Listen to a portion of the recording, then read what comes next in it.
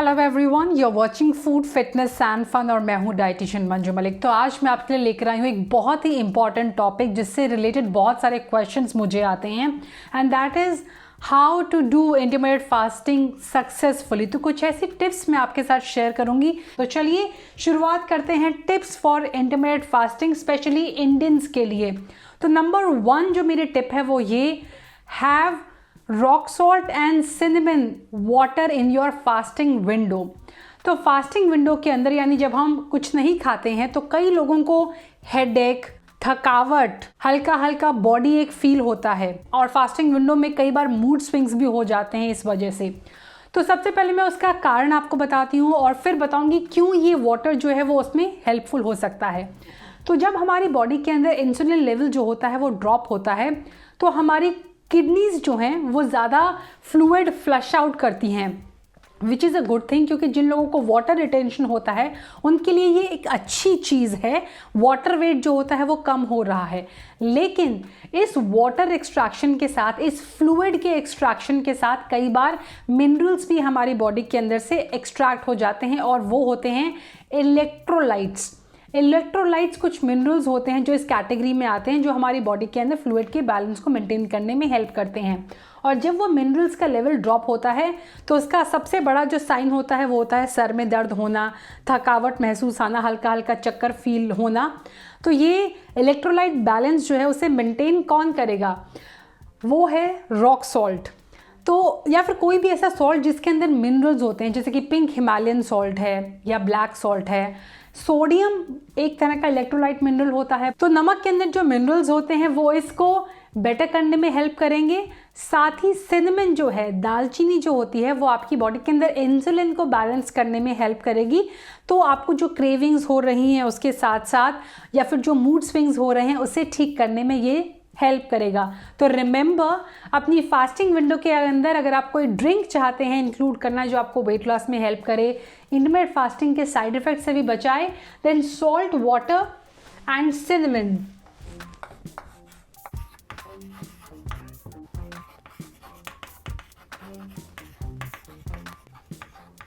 So pinch of rock salt and pinch of cinnamon and you are sorted.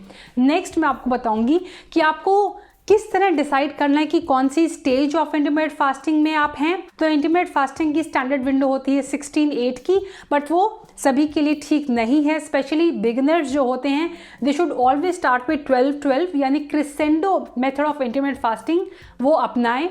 12-12 से आप gradually move कर सकते हैं 13-11 पे, देन 14-10 पे, देन 15-9 पे, एंड अगर फीमेल्स चाहें तो वो 14 या 15 पे भी रुक सकती हैं। For mails it is good कि वो आगे जाएं 16-8। और क्यों मैं ऐसा कह रही हूँ वो आप मेरा एक वीडियो देख सकते हैं, इंटरमीडिएट फास्टिंग एंड फीमेल, वहाँ पर आपको वो चीज़ समझ में आ जाएगी। नाउ इंटरमीडिएट फास्टिंग में होता क्या है, क्यों आपके लिए वो बेनिफिशियल होता है? जब हम इंटरमीडिएट फास्टिंग करते हैं तब हमारी बॉडी के अंदर इंसुलिन लेवल जो होता है वो बेटर होता है।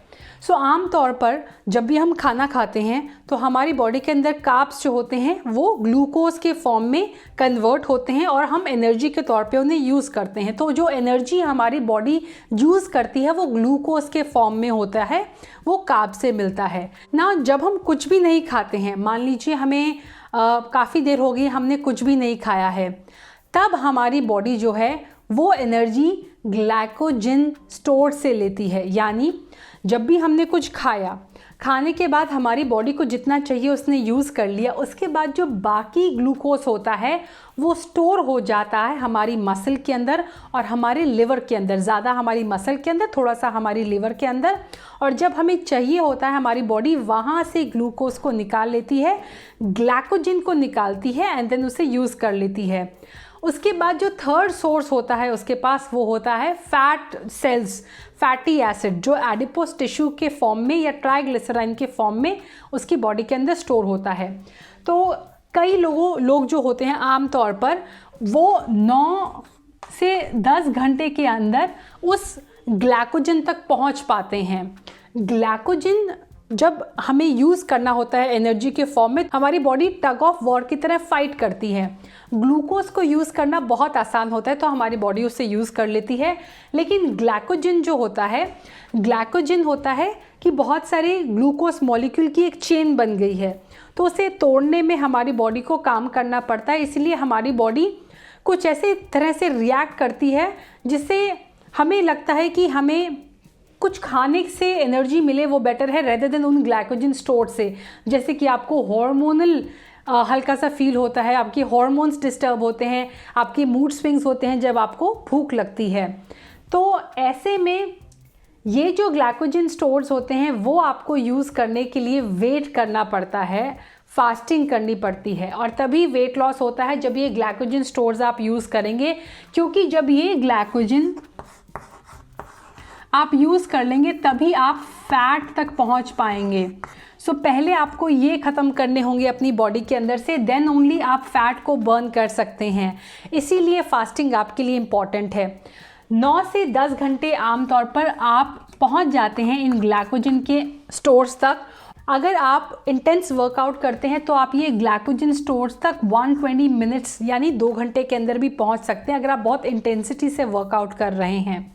तो जब आप फास्टिंग करते हैं तो ऑब्वियसली आपका ग्लाइकोजन जो होता है वो ख़त्म हो जाता है। यहाँ पर आपका ग्लाइकोजन ख़त्म हो गया और आपका फैट जो होता है वो यहाँ पर बर्न होना शुरू होता है।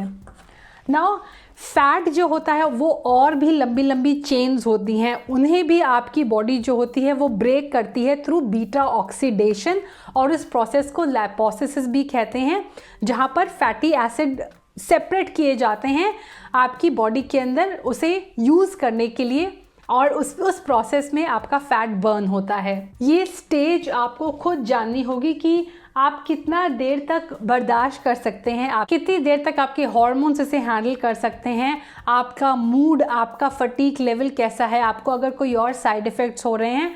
बट आपकी बॉडी के अंदर ये बीटा ऑक्सीडेशन यानी फैट बर्न का प्रोसेस ही वेट रिजल्ट दे सकता है आपको। इसीलिए लंबे फास्टिंग के लिए कहा जाता है। बट एज आई सेड कि ज़्यादा हार्मोन्स को भी अगर आप डिस्टर्ब करोगे, ज़्यादा आपको मूड स्विंग्स होंगे, स्ट्रेस लेवल ज़्यादा बढ़ेगा तो साइड इफ़ेक्ट हो सकता है। तो 9 से 10 घंटे इज़ इनफ, 12 घंटे इज़ फेयर इनफ, और फिर उसके बाद आप जैसे जैसे आगे बढ़ेंगे उतना आपका फैट बर्निंग का चांसेस बढ़ जाएगा।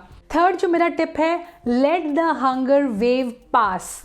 ना फास्टिंग की विंडो में जब भी आपको भूख लगती है या जो भी हम क्रेविंग फील करते हैं, इन जनरल भी अगर आपको क्रेविंग फील होती है तो यही सिनेरियो होता है। जब भी आपको क्रेविंग होती है या फिर जब भी आपको हंगर पैंग्स होते हैं या फास्टिंग विंडो के अंदर भूख लगती है, तो उसका मतलब ये होता है कि आपका जो ग्लूकोज लेवल है वो ड्रॉप हो गया है।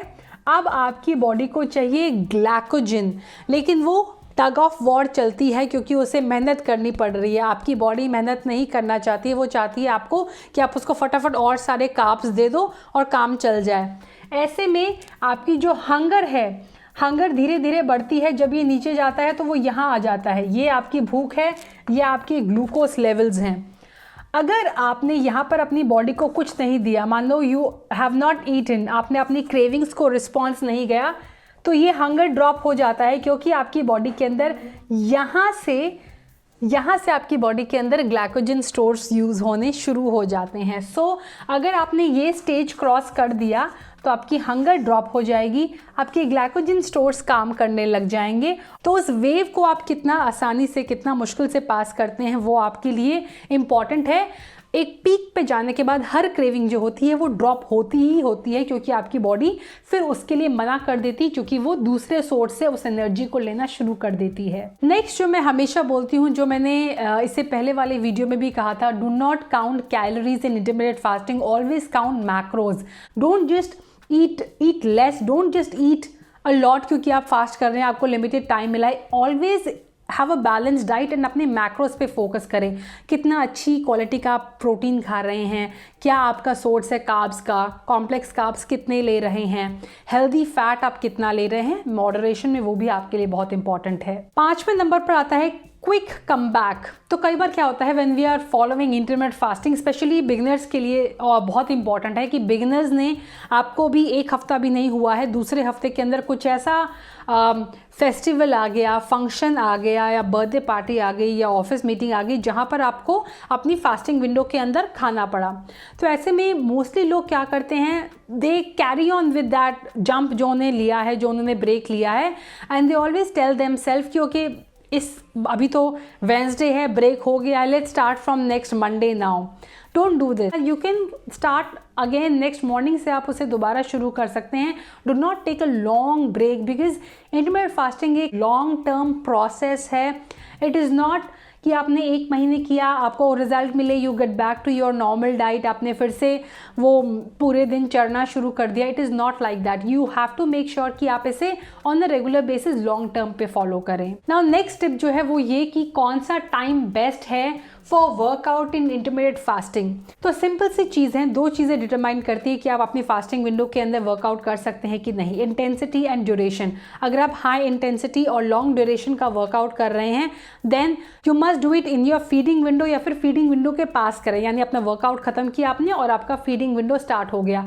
अगर आपकी वर्कआउट का इंटेंसिटी लो है और बहुत लंबी ड्यूरेशन के लिए भी नहीं है, जैसे कि आप वॉक कर रहे हैं, स्ट्रेच कर रहे हैं, मोबिलिटी कंडीशनिंग का कुछ कर रहे हैं या योगा कर रहे हैं, तो आप उसे अपनी फास्टिंग विंडो के अंदर भी कर सकते हैं। सो इंटेंसिटी और ड्यूरेशन डिसाइड करता है कि आप कब करें।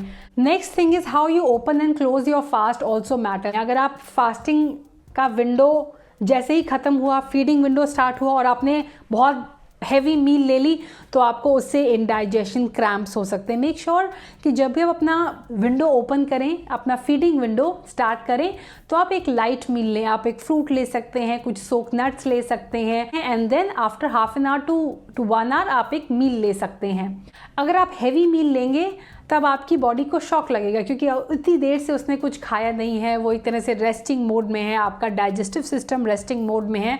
अचानक आपने उस पर वर्कलोड डाल दिया, बहुत सारा खाना अचानक चला गया, तो ऑब्वियसली आपकी बॉडी पर ओवरलोड हो सकता है। फास्ट को आप क्लोज कैसे करते हैं that also matters. Make sure कि आप कॉम्प्लेक्स कार्ब्स खाएं, प्रोटीन खाएं, क्योंकि प्रोटीन को मेटाबोलाइज करने में आपकी बॉडी को ज़्यादा एनर्जी लगती है।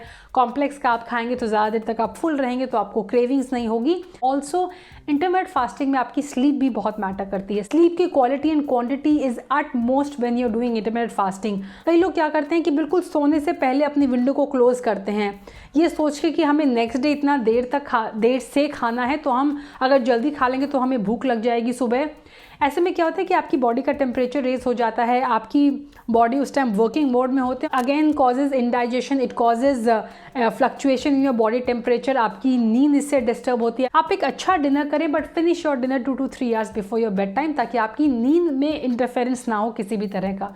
So this was all about intermittent fasting. I hope intermittent fasting से रिलेटेड काफ़ी डाउट्स आपके क्लियर हो गए, स्पेशली डाउट्स रिलेटेड टू क्यों आपको भूख लगती है, क्यों मूड स्विंग्स होते हैं, क्यों आपको हेडेक्स होते हैं, क्यों स्ट्रेस लेवल्स हाई जाते हैं। तो उसका रीज़न यही है कि आपकी बॉडी जो है वो एक सोर्स ऑफ एनर्जी से दूसरे सोर्स ऑफ एनर्जी पे शिफ्ट होती है, तीसरी पे शिफ्ट होती है, जिसमें उसे मेहनत करनी पड़ती है, जिसकी वजह से ये सारे साइड इफ़ेक्ट्स आपको होते हैं। But once you get use to it, तो ना सिर्फ आपका बॉडी का फैट बर्निंग का प्रोसेस एनहांस होगा, बल्कि आपकी ओवरऑल हेल्थ इससे इम्प्रूव होगी, आपका मेटाबॉलिज्म, आपकी ब्रेन हेल्थ इससे इम्प्रूव होगी, आपकी इम्यूनिटी इससे स्ट्रांग होगी। So this was all about tips related to intermittent fasting. I hope ये वीडियो आपके लिए यूजफुल रहेगा। Thanks for watching. Stay healthy, stay fit, stay active, and I will be back very soon. Until next time, you take care. Bye bye.